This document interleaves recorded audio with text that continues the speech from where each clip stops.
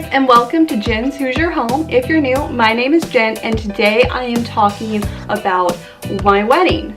So I recently got engaged in May 2018, and last month I went to a Bridal Expo hosted by Indianapolis Monthly, and it was a great event to go to if you're a new bride. You don't really have any plans, no date set, just kind of looking into the different vendors, different options there are within the city, and kind of where your budget is along with where the vendor prices are. So I think it really helped me narrow down the direction I want to go for my wedding, but I want to share this experience with you and kind of help you along if you're in the process of planning a wedding or will be in the future. I really had no idea going into it what would be there, what to expect, and I was happily surprised. There was actually a lot going on, a lot of different brides who were kind of in the same stages. They didn't have a date yet. They really didn't know when they want their wedding and what theming. I'm really looking at June 2020 or that November, just because I think those would be beautiful times of the year to get married, and the weather is still nice, not too hot, but it's not too cold either in November. So I really like the idea of a fall wedding. I really am a fall girl. I like darker colors. So it's just kind of how I want my wedding to go. And also I think really depends on your price point. A lot of times the wedding season is from April to October. So having your wedding in the first week of November, that definitely drops the price down a lot. And I think it just really depends where you live. First of all, we get there, and when you walk in, there's a bunch of vendors. It's a little overwhelming. You get a bag, you get all this, all the paperwork, all the vendor information, and you're kind of figuring out, who do I talk to? Who do I really want to spend my time with getting to know?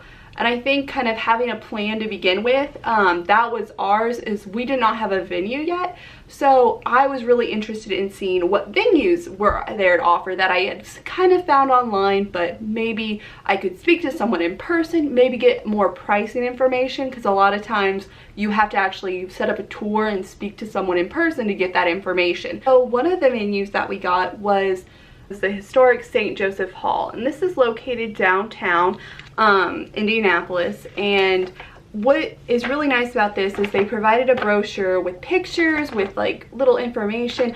One of the best things was that it talked about your type of venue or the type of event you want. So we're looking for a wedding reception event. One major thing is that it's really within our price range.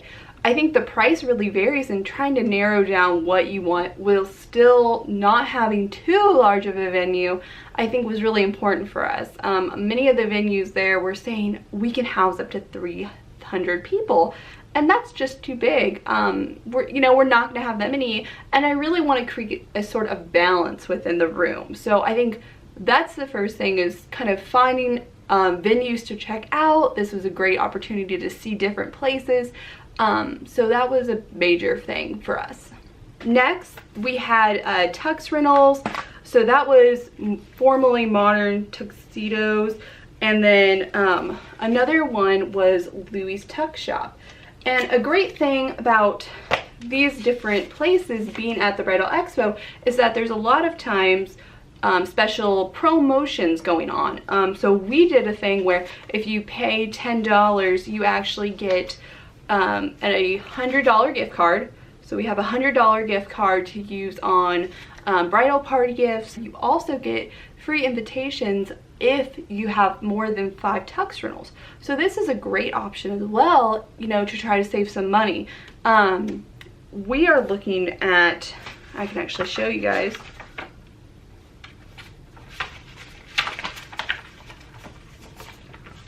So for our wedding, we're looking at this type of tux style, the white jacket with the black pants. And so I think this is really classic, 1950s, 1960s. I think it'll really go with the theming of our wedding. And another big thing about that is I think it looks a little bit more formal. It is a wedding, and so I think tuxes are a major part of it. I know a lot of people do buy a suit. Some grooms have their groomsmen wear just a white button down, suspenders, bow ties, and then dress slacks and dress shoes. You can go really any direction you want, but I think a tux kind of sets the tone for the event, making it a little bit more formal, making it more of a celebration, a night out, as some people would say, and so I think that's a major thing. But what was really nice is I did have these promotions going on just as a way to kind of entice people to go with their vendor and not another. I had a great vendor there who provided information about stationery, about thank you notes, invitations, save the dates, all the things that like you would need for the day of a wedding, for the rehearsal, just kind of every little note you would need for your wedding. And she kind of provided a stationery timeline, and so this was an amazing option. Great kind of pamphlet she handed out. And this is noteworthy expressions, invites, and stationery.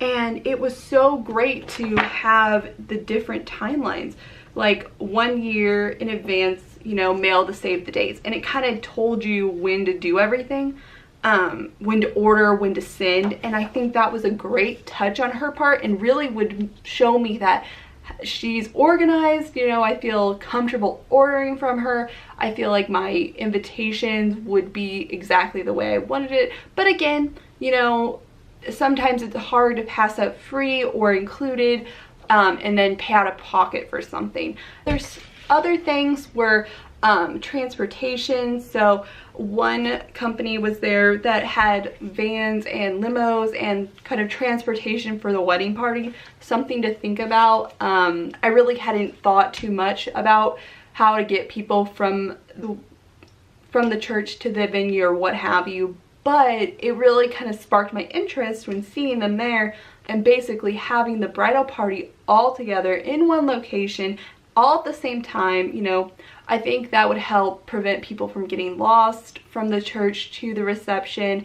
I think it would help, you know, make sure that everyone's on time, that everyone is, you know, aware of where we're going next. They're not really, you know, on their own schedule or on the wedding schedule. So I thought that was a great idea and kind of a vendor that I wasn't thinking about prior to this, but gave me a great idea for my wedding in the future. The most important part to me about this was actually the florist and kind of seeing, you know, designs and what options I also had, because depending on what time of the year you're going to want your wedding, different floral options will be available. And if, let's say, you want poinsettias in July, you know, who knows how expensive that would be. You know, maybe they would suggest, well, you probably want your wedding in December.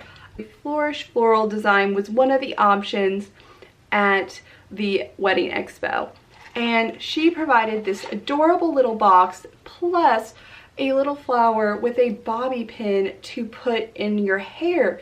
I thought that was such a great touch. You can see it. I thought that was such a great touch that, you know, kind of showed what she can do. It's really simple, something simplistic.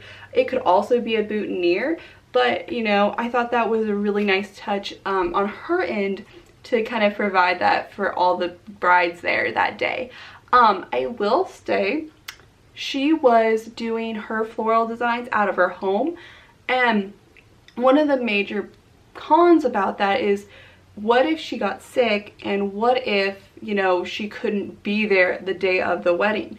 That really, I think, is very stressful, and knowing that there are multiple people within an establishment for a vendor to kind of step in and be there on your day is very important. Now, her prices may be a little bit lower, so, you know, it just kind of depends where you're at in your wedding budget and where you want to see yourself the day of. You know, it's sometimes a risk to take, but, you know, I thought that she was very impressive with her her gifts that were given out during the Bridal Expo. So, you know, that was kind of a concern of mine, but her displays were beautiful, and arrangements amazing. Another vendor is JP Parker Designs, and they are kind of an Indianapolis native. They have been in the wedding industry for I think more than 20 years, and I will actually be inserting a picture of me holding a bouquet. And this was a great opportunity to kind of see what types of bouquet I would want.